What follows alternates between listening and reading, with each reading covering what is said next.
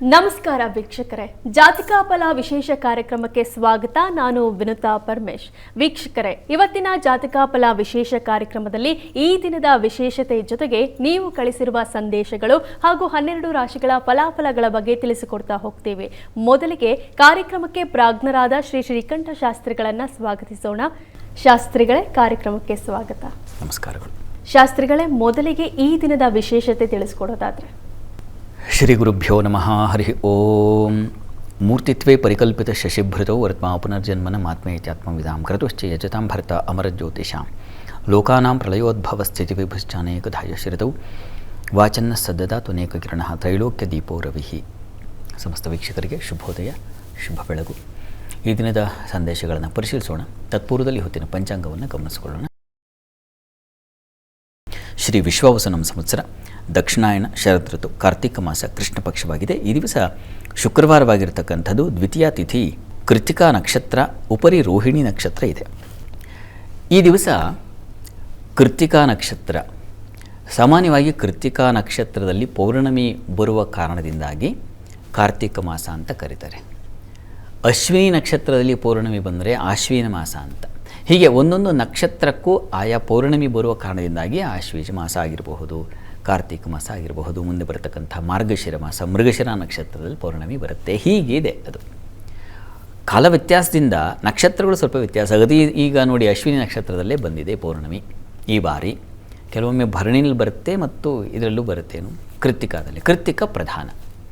ಯಾಕೆ ಅಂತಂದರೆ ಕೃತ್ತಿಕಾ ನಕ್ಷತ್ರಕ್ಕೂ ಕಾರ್ತಿಕ ಮಾಸಕ್ಕೂ ನಂಟನ್ನು ಬೆಸೆದಿರುವಂಥ ವಸ್ತು ಯಾವುದು ಅಂದರೆ ಅದು ದೀಪ. ಕೃತ್ತಿಕಾ ನಕ್ಷತ್ರವನ್ನು ಅಗ್ನಿ ನಕ್ಷತ್ರ ಅಂತ ಕರೀತಾರೆ. ಅಗ್ನಿ ಅಂದರೆ ಬೆಳಕು ಅಂತ. ಕಾರ್ತಿಕ ಮಾಸ ಕೂಡ ಹಾಗಾಗಿ ಬೆಳಕಿನ ಮಾಸ ಅಂತ ಇದನ್ನು ಕರೀತಾರೆ. ಈ ಸಂದರ್ಭದಲ್ಲಿ ಅದರಲ್ಲೂ ಈ ದಿವಸ ಕೃತ್ತಿಕಾ ನಕ್ಷತ್ರ ಸ್ವಲ್ಪ ಕಾಲವೇ ಇದೆ. ಈ ಕಾರಣದಿಂದಾಗಿ ಈ ದಿವಸ ದೀಪದಾನ ಮಾಡಿದ್ರೆ, ಕಾರ್ತಿಕ ಮಾಸ ಮಹಾತ್ಮೆಯಲ್ಲಿ ಹೇಳುತ್ತೆ, ದೀಪಂ ಹರೇ ಪ್ರಿಯಕರಂ ಕಾರ್ತಿಕೆ ಮಾಸಿ ನಿಶ್ಚಿತಂ. ದೀಪ ಅಂತಕ್ಕಂಥದ್ದು ಹರಿಗೆ ತುಂಬ ಪ್ರಿಯಕರವಾದದ್ದಾಗಿದೆ. ಕಾರ್ತಿಕ ಮಾಸ ಅಂತಕ್ಕಂಥದ್ದು ಆ ಕಾರಣದಿಂದಾಗಿ ಹರಿಗೆ ಪ್ರಿಯವಾದ ಮಾಸ. ಮತ್ತು ಮಹಾಪಾತಕ ತದ್ವ್ಯಾಪಿ ದೀಪದಾನಾತ್ ಪ್ರಮುಚ್ಯತೆ ಅಂತ ಒಂದು ಮಾತಿದೆ. ದೀಪದಾನಾತ್ ಪ್ರಮುಚ್ಯತೆ. ದೀಪದಾನ ಮಾಡುವುದರಿಂದ ಇವೆಲ್ಲವೂ ಉಂಟಾಗುತ್ತೆ. ಏನು? ಮಹಾಪಾತಕ ತದ್ವ್ಯಾಪಿ. ಮಹಾಪಾತಕಗಳೆಲ್ಲ ಮನುಷ್ಯ ಮಾಡಿರ್ತಕ್ಕ ಪ್ರತಿ ದಿವಸ ಯಾವುದೋ ಒಂದು ಪಾಪ ಕೆಲಸ ಮಾಡ್ತಾನೆ ಅವನು. ಯಾಕೆ ಅಂದರೆ ಇಂದ್ರಿಯಗಳ ಸುಖಕ್ಕಾಗಿ. ಒಂದು ನೋಟದಿಂದ, ಒಂದು ಕೇಳುವುದರಿಂದ, ಒಂದು ಸ್ಪರ್ಶ, ಹೀಗೆ ಯಾವುದೋ ಒಂದು ಆಸೆ ಉಂಟಾಗುತ್ತೆ ಮನುಷ್ಯನಿಗೆ. ಆ ಆಸೆ ಅಂತಕ್ಕಂಥ ಒಂದು ವಿಷ ಏನು ಇಂದ್ರಿಯ ಸೆಳಿತಾ ಇರುತ್ತೆ. ಇದನ್ನು ಮಾಡು ಮತ್ತೊಂದು ಹೀಗೆ ತನ್ಮೂಲಕ ಯಾವುದೋ ಒಂದು ಕೆಟ್ಟ ಕೆಲಸ ಮಾಡಿಬಿಡ್ತೀವಿ ನಾವು. ಇದು ಎಲ್ಲ ಶೇಖರಣೆಗೊಂಡು ನಮ್ಮಲ್ಲಿ ಯಾವುದೋ ಒಂದು ರೋಗವಾಗಿ ಮಾರ್ಪಟ್ಬಿಡುತ್ತೆ. ತನ್ಮೂಲಕ ಹಾಸ್ಪಿಟ್ಲಿಗೆ ಹೋಗ್ತೀವಿ. ಅಲ್ಲೇ ರೋಗದಲ್ಲೇ ನರಳಬೇಕಾಗತ್ತೆ, ಬಳಲಬೇಕಾಗತ್ತೆ. ಇದಕ್ಕೆಲ್ಲ ಅದು ದಾರಿಯಾಗುತ್ತೆ. ಈ ಪಾತಕ, ಈ ರೋಗ ಬರದೇ ಇರೋ ಹಾಗೆ ನೋಡ್ಕೊಳ್ಳೋದು ಹೇಗೆ ಅಂದರೆ, ಪಾತಕ ತುಂಬಿಕೊಳ್ಬಾರ್ದು, ಅಂದರೆ ಪಾಪಗಳು ತುಂಬ್ಕೋಬಾರ್ದು. ಪಾಪಗಳು ಈಗ ಆಲ್ರೆಡಿ ತುಂಬಿಬಿಟ್ಟಿದೆ, ಯಾವ ಕಾಲದಿಂದಲೂ ಬಂದುಬಿಟ್ಟಿದೆ ನಮಗೆ. ಹೀಗೆ ಅದನ್ನು ನಿವಾರಣೆ ಮಾಡ್ಕೊಳ್ಳೋದು ಯಾವ ಮಾರ್ಗ ಇದೆಯಪ್ಪ ಅಂದರೆ ಹೇಳ್ತಾ ಇದೆ, ದೀಪದಾನಾತ್ ಪ್ರಮುಚ್ಯತೆ.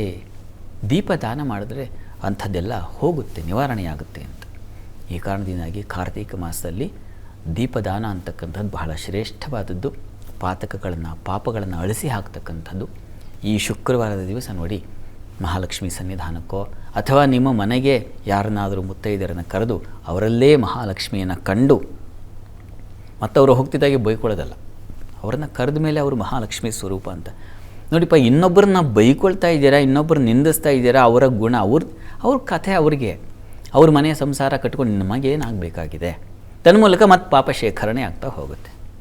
ಹೀಗಾಗಿ ನೀವು ಯಾವಾಗ ಮತ್ತೊಬ್ಬರ ಬಗ್ಗೆ ಅದ್ವೇಷ್ಟ ಸರ್ವಭೂತಾನಾಂ, ಭಗವದ್ಗೀತೆ ಮಾತಿದು, ಮೈತ್ರ ಕರುಣ ಏವಚ, ಅದ್ವೇಷ್ಟ ಸರ್ವಭೂತಾನಂ, ಎಲ್ಲ ಪ್ರಾಣಿಗಳಲ್ಲೂ ನಾವು ದ್ವೇಷ ಮಾಡಬಾರ್ದು ಅಂತಿದೆ.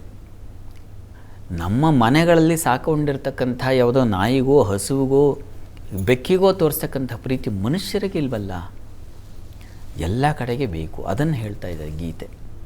ಆ ರೀತಿಯಲ್ಲಿ ನಿಮ್ಮ ಮನೆ ಕರೆದಂಥವರಿಗೆ ಆ ಗೌರವ ಕೊಟ್ಟು, ಮಹಾಲಕ್ಷ್ಮಿ ಸ್ಥಾನ ಅಂದರೆ ಹಾಗೆ ನಮಸ್ಕಾರ ಮಾಡಿ ದೀಪದಾನ ಮಾಡಿದ್ರೆ ಪಾಪಗಳೆಲ್ಲ ನಷ್ಟವಾಗುತ್ತೆ. ದೀಪ ತಗೊಂಡವ್ರು ಏನು ಮಾಡಬೇಕಪ್ಪ? ಲಲಿತಾ ಸಹಸ್ರನಾಮ ಹೇಳ್ಕೋಬೇಕು. ಎಷ್ಟು ಬಾರಿ ಸಾಧ್ಯವಾದರೆ 16 ಬಾರಿ, ಇಲ್ಲ 28 ಬಾರಿ, ಇಲ್ಲ 108 ಬಾರಿ. ಎಷ್ಟು ದೀಪ ತಗೋತೀರೋ ಅಷ್ಟು ಸಲ ಹೇಳ್ಕೊಳ್ಳಿ. ಅದು ನಿಮಗೆ ನಿಮ್ಮ ಶಕ್ತಿ ಬೇಕಲ್ಲ ನಿಮಗೆ. ಅವ್ರ ಪಾಪ ನಾವು ತೊಗೊಂಬಂದರೆ ಹಾಗಂತ ದೀಪ ಕೊಡೋದಾಗಲಿ ದೀಪ ತಗೊಳ್ಳೋದಾಗಲಿ ಇದು ಮಾಡೋದೇ ಬೇಡಪ್ಪ, ಅದಲ್ಲ. ತಗೋಬೇಕು, ಕೊಡಬೇಕು, ಎರಡೂ ಮಾಡಬೇಕು. ತನ್ಮೂಲಕ ನೀವು ಲಲಿತಾ ಸಹಸ್ರನಾಮ ಹೇಳ್ಕೊಳ್ಳೋಕ್ಕೊಂದು ದಾರಿಯೂ ಆಗುತ್ತೆ, ನಿಮಗೂ ಒಂದು ಶಕ್ತಿ ಬರುತ್ತೆ. ಹೀಗಾಗಿ ದೀಪದಾನ ತಗೊಳ್ಳಿ, ಆದರೆ ಲಲಿತಾ ಸಹಸ್ರನಾಮ ಹೇಳ್ಕೊಳ್ಳಿ.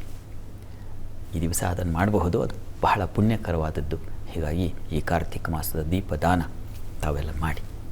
ಶಾಸ್ತ್ರಿಗಳೇ, ಈ ದಿನದ ವಿಶೇಷತೆ, ಕೃತಿಕಾ ನಕ್ಷತ್ರ ಹಾಗೂ ದೀಪದಾನದ ಮಹತ್ವದ ಬಗ್ಗೆ ತಿಳಿಸ್ಕೊಟ್ರಿ. ಈಗ ಸಂದೇಶಗಳ ಕಡೆ ಗಮನ ಹರಿಸೋಣ. ಶಾಸ್ತ್ರಿಗಳೇ, ಮೊದಲ ಸಂದೇಶ ರಮೇಶ್ ಅಂತ ಮೈಸೂರಿಂದ. ಇವರು ಹುಟ್ಟಿದ ದಿನಾಂಕ 1/4/1999 9 AM. ಇವರ ಪ್ರಶ್ನೆ ಕೆಲಸದ ಬಗ್ಗೆ ತಿಳಿಸ್ಕೊಡಿ ಅಂತ. ರಮೇಶ್ ಅವರ ಪ್ರಶ್ನೆ ಅದೇನು ಕೆಲಸದ ಬಗ್ಗೆ ಇದೆ ಅಲ್ವಾ? ಜಾತಕ ನೋಡೋಣ. ನೋಡಿ, ತಮ್ಮ ಜಾತಕವನ್ನು ಗಮನಿಸಿದ್ರೆ ಇದು ವೃಷಭ ಲಗ್ನ.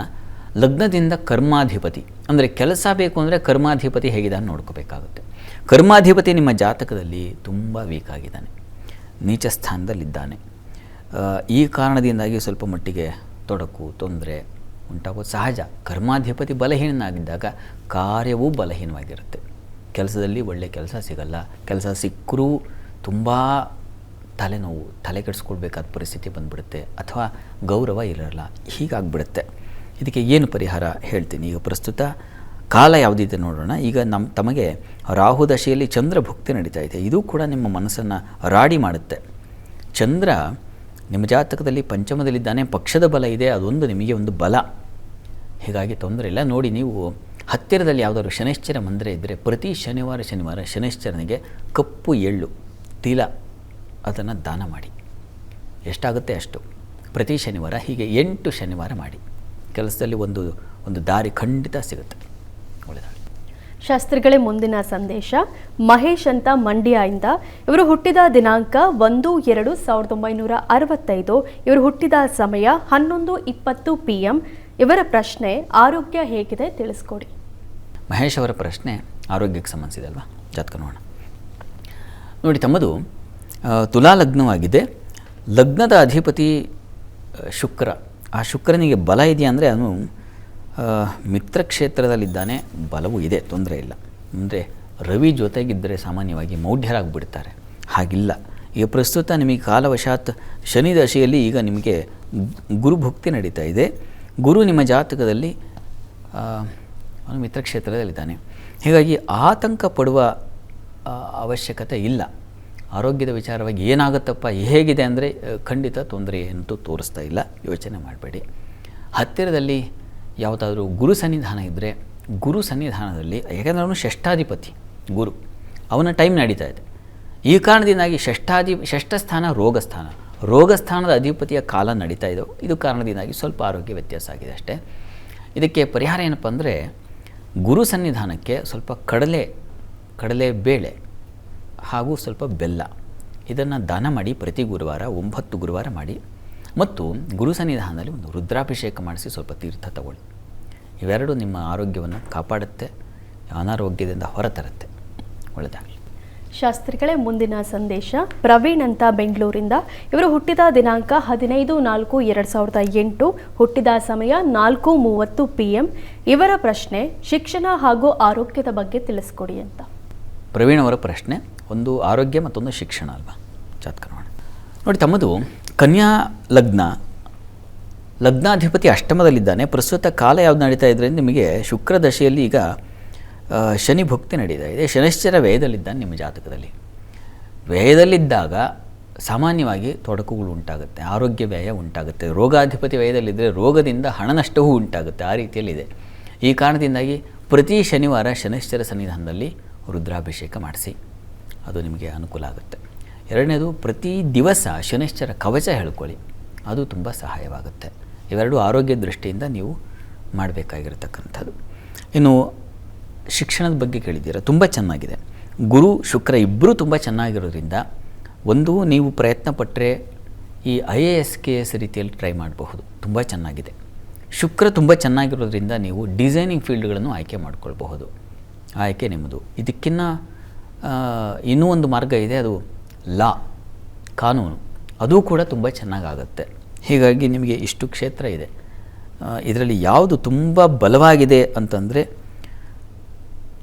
ಗುರು ಚೆನ್ನಾಗಿರೋದ್ರಿಂದ ನೀವೊಂದು ಲಾ ಆಯ್ಕೆ ಮಾಡ್ಕೊಳ್ಬಹುದು, ತುಂಬ ಚೆನ್ನಾಗಿದೆ. ಇಲ್ಲ IAS KSಗೆ ರೆಡಿ ಆಗಬಹುದು. ಚೆನ್ನಾಗಿರೋದ್ರಿಂದ ಒಳ್ಳೆಯ ಗುರಿ ಇಟ್ಕೊಳ್ಳಿ, ಚೆನ್ನಾಗಿ ಓದಿ, ಒಳ್ಳೆಯದಾಗಲಿ. ಶಾಸ್ತ್ರಿಗಳೇ, ಮುಂದಿನ ಸಂದೇಶ ಗೋಕುಲ್ ಅಂತ ಚಿಕ್ಕಮಗಳೂರಿಂದ. ಇವರು ಹುಟ್ಟಿದ ದಿನಾಂಕ 9/12/1962, ಹುಟ್ಟಿದ ಸಮಯ 12:14 AM. ಇವರ ಪ್ರಶ್ನೆ, ಆರೋಗ್ಯದಲ್ಲಿ ಸಮಸ್ಯೆ ಇದೆ, ನೆಮ್ಮದಿ ಇಲ್ಲ, ಪರಿಹಾರ ತಿಳಿಸಿ. ಗೋಕುಲ್ ಅವರ ಪ್ರಶ್ನೆ, ಆರೋಗ್ಯ ಸಮಸ್ಯೆ ಇದೆ, ಮಾನಸಿಕ ನೆಮ್ಮದಿ ಇಲ್ಲ ಅಂತ ಹೇಳಿದ್ದಾರೆ. ಜಾತಕ ನೋಡೋಣ. ಆರೋಗ್ಯ ಹಾಳಾಗಿಬಿಟ್ರೆ ಯಾವುದರಲ್ಲೂ ಆಸಕ್ತಿ ಹೊರಟು ಹೋಗ್ಬಿಡುತ್ತೆ, ಯಾವುದು ಬೇಡಪ್ಪ ಅನಿಸ್ಬಿಡುತ್ತೆ. ನೋಡೋಣ ಇವರೇ, ಪ್ರಸ್ತುತ ನಿಮಗೆ ನಡೀತಾ ಇರೋ ಕಾಲ ಯಾವುದು ಅಂದರೆ ಗುರು ದಶೆಯಲ್ಲಿ ತಮಗೀಗ ಶುಕ್ರನ ಭುಕ್ತಿ ನಡೀತಾ ಇದೆ. ಗುರು ಶುಕ್ರರಿಬ್ಬರೂ ಕೂಡ ಶತ್ರುಗಳು ಬೇರೆ.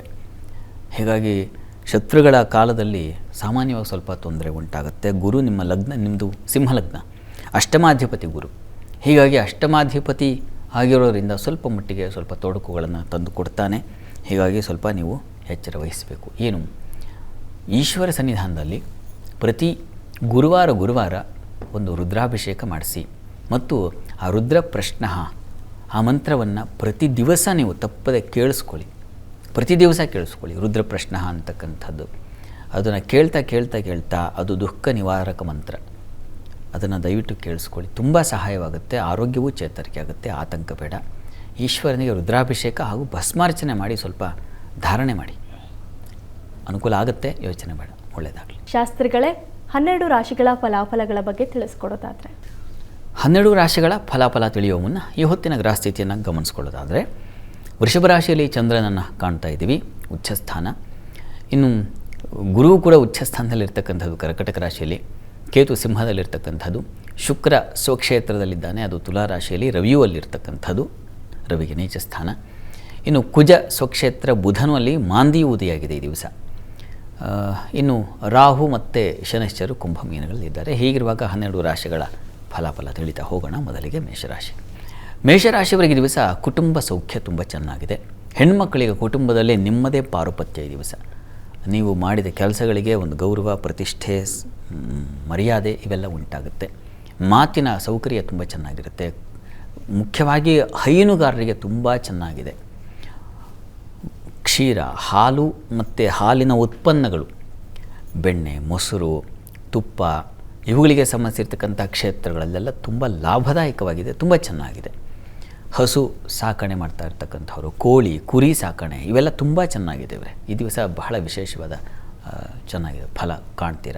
ಕೆಲಸ ಕಾರ್ಯಗಳಲ್ಲೂ ತುಂಬ ಚೆನ್ನಾಗಿದೆ, ಅನುಕೂಲ ಇದೆ, ಆತಂಕ ಬೇಡ. ಈ ದಿವಸ ಸ್ವಲ್ಪ ವಸ್ತು ನಷ್ಟತೆಯೂ ಕೂಡ ಇದೆ, ಹುಷಾರು. ಮುಖ್ಯ ಡಾಕ್ಯುಮೆಂಟ್ಸು ಮತ್ತೊಂದು ಅವುಗಳ ಬಗ್ಗೆ ಸ್ವಲ್ಪ ಗಮನ ಇರಲಿ. ಉಳಿದ ಹಾಗೆ ದಾಂಪತ್ಯದಲ್ಲಿ ಅನ್ಯೋನ್ಯತೆ, ವಸ್ತ್ರಾಭರಣ ವ್ಯಾಪಾರಿಗಳಿಗೂ ಬಹಳ ವಿಶೇಷವಾಗಿದೆ. ವ್ಯಾಪಾರಿಗಳಿಗೆಲ್ಲ ತುಂಬ ಚೆನ್ನಾಗಿದೆ ಈ ದಿವಸ. ಮಿತ್ರರ ಸೌಖ್ಯ, ಬಂಧುಗಳ ಹಿತ, ಎಲ್ಲ ರೀತಿಯಲ್ಲೂ ಹೆಚ್ಚಿನ ಅನುಕೂಲ ಇದೆ. ಪ್ರಾರ್ಥನೆಗೆ ದಿವಸ ಕಾರ್ತವೀರ್ಯಾರ್ಜುನ ಸ್ಮರಣೆ ಮಾಡಿ. ವೃಷಭ ರಾಶಿಯವರಿಗೆ ದಿವಸ ಚಂದ್ರನಿಂದಾಗಿ ನಿಮ್ಮ ಮನಸ್ಸಿಗೆ ಒಂದು ಹಿತವಾದ ವಾತಾವರಣ ಉಂಟಾಗುತ್ತೆ, ಮನಸ್ಸಿಗೆ ಹಿತ. ಮತ್ತು ಈ ದಿವಸ ಸಹೋದರ ಸಹಕಾರ ತುಂಬ ಚೆನ್ನಾಗಿರ್ತದೆ. ವೃತ್ತಿಯಲ್ಲೂ ತುಂಬ ವಿಶೇಷವಾದ ಅನುಕೂಲ ಕಾಣ್ತೀರಾ ಈ ದಿವಸ, ಸಂಶಯ ಇಲ್ಲ.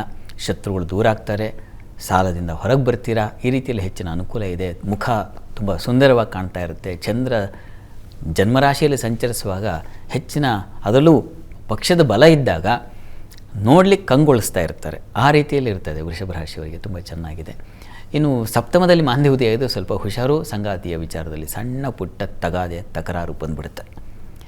ಲಕ್ಷ್ಮೀನಾರಾಯಣರನ್ನ ಸ್ಮರಣೆ ಮಾಡ್ಕೊಳ್ಳಿ. ಉಳಿದ ಹಾಗೆ ಚೆನ್ನಾಗಿದೆ, ವ್ಯಾಪಾರಗಳಿಗೆಲ್ಲ ಅನುಕೂಲಕರವಾಗಿದೆ, ಹೆಚ್ಚಿನ ಪಾಲು ಚೆನ್ನಾಗಿದೆ.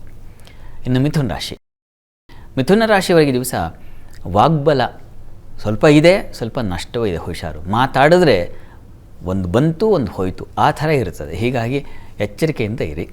ವಿದ್ಯಾರ್ಥಿಗಳಿಗೆ ಸ್ವಲ್ಪ ಎಚ್ಚರ ವಹಿಸಿ. ಇನ್ನು ಹಣಕಾಸಿನ ವ್ಯವಹಾರದಲ್ಲಿ ಹೆಣ್ಣುಮಕ್ಕಳು ಸ್ವಲ್ಪ ಹುಷಾರಾಗಿರಿ. ಧನಾಧಿಪತಿ ವ್ಯಯದಲ್ಲಿದ್ದಾನೆ, ಇನ್ವೆಸ್ಟ್ಮೆಂಟನ್ನು ಸೂಚಿಸುತ್ತೆ.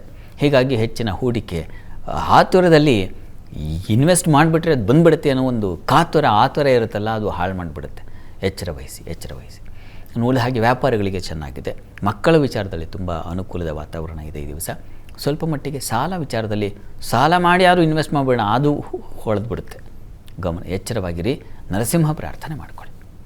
ಇನ್ನು ಕರ್ಕಟಕ ರಾಶಿಯವರಿಗೆ ಈ ದಿವಸ ಕೆಲಸ ಕಾರ್ಯಗಳಲ್ಲಿ ತುಂಬ ಅನುಕೂಲದ ವಾತಾವರಣ ಇದೆ. ಜಲೋತ್ಪನ್ನ ಕ್ಷೇತ್ರಗಳಲ್ಲಿ ಇರ್ತಕ್ಕಂಥವರಿಗೆ, ಹಾಲು ಹೈನುಗಾರರಿಗೆ ವಿಶೇಷ ಲಾಭ ಇದೆ. ತರಕಾರಿ ವ್ಯಾಪಾರಿಗಳಿಗೆ, ಹೂವಿನ ವ್ಯಾಪಾರಿಗಳಿಗೆ, ಹಣ್ಣಿನ ವ್ಯಾಪಾರಿಗಳಿಗೆ ತುಂಬ ಚೆನ್ನಾಗಿದೆ ಈ ದಿವಸ. ಪರಸ್ಪರ ಸಹಕಾರದಿಂದ ಅವ್ರ ವ್ಯಾಪಾರದಲ್ಲಿ ನಿಮ್ಮ ಸಹಕಾರ, ನಿಮಗೆ ಅವ್ರ ಆ ಥರ ಅನುಕೂಲಕರವಾಗಿದೆ ಈ ದಿವಸ. ಮಾರುಕಟ್ಟೆಗಳಲ್ಲಿ ತುಂಬ ಚೆನ್ನಾಗಿದೆ. ಪ್ರಯಾಣದಲ್ಲಿ ಸೌಖ್ಯ ಕಾಣ್ತೀರಾ ಈ ದಿವಸ. ಹಳ್ಳಿಗಳಲ್ಲಿ ಒಂದು ಹಿತವಾದ ವಾತಾವರಣ, ಮನರಂಜನೆ, ಮನಸ್ಸಿಗೆ ಯಾವುದು ಹಿತವೋ ಆ ರೀತಿಯ ಒಂದು ಶುಭ ವಾತಾವರಣ ನಿರ್ಮಾಣವಾಗುತ್ತೆ. ಚೆನ್ನಾಗಿದೆ.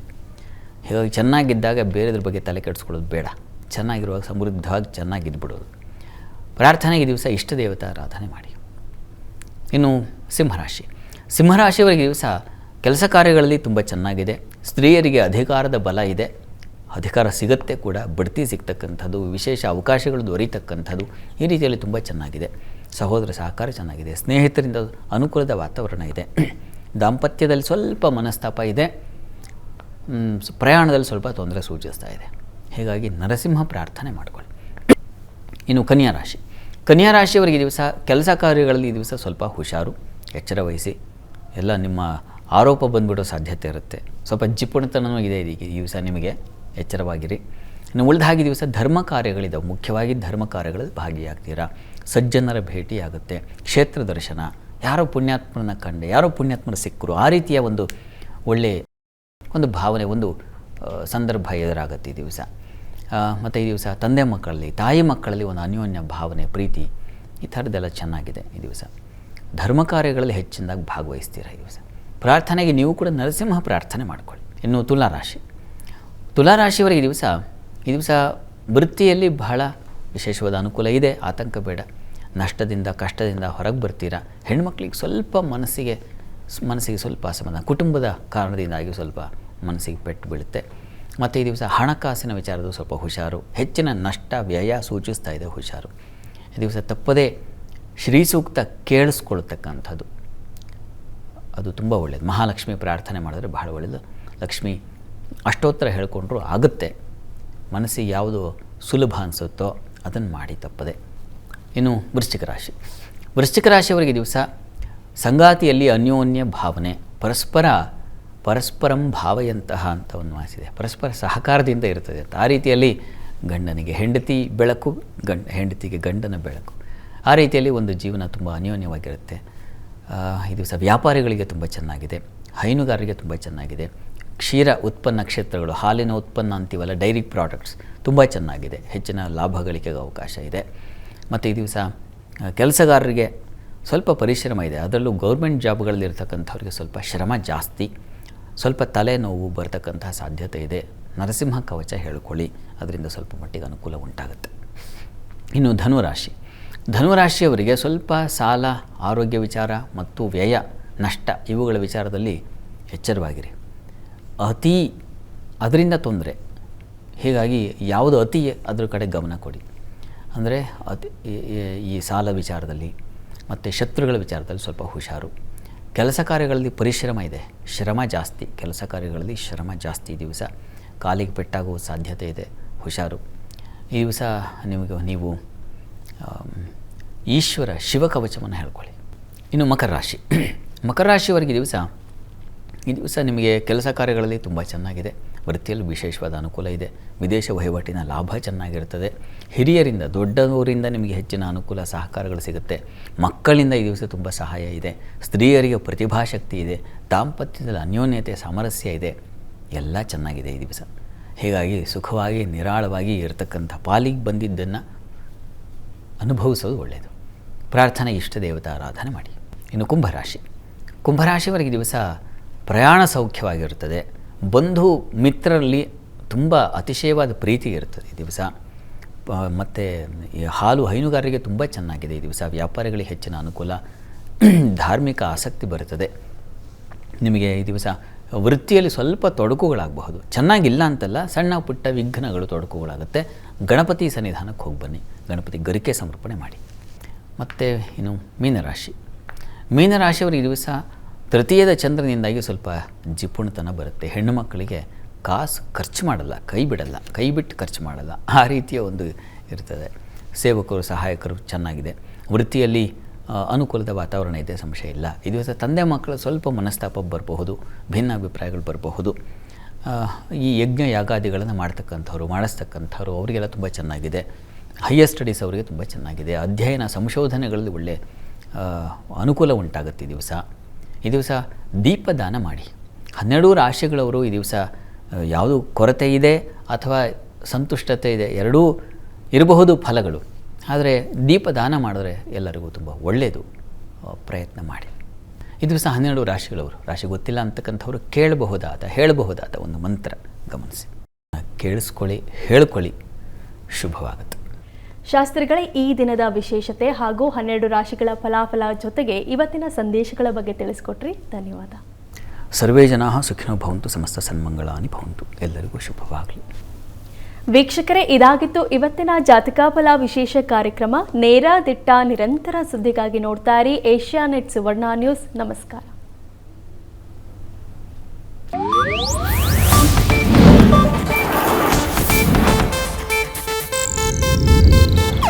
ಇದು ಏಷ್ಯಾನೆಟ್ ನ್ಯೂಸ್ ನೆಟ್ವರ್ಕ್ ಪ್ರಸ್ತುತಿ.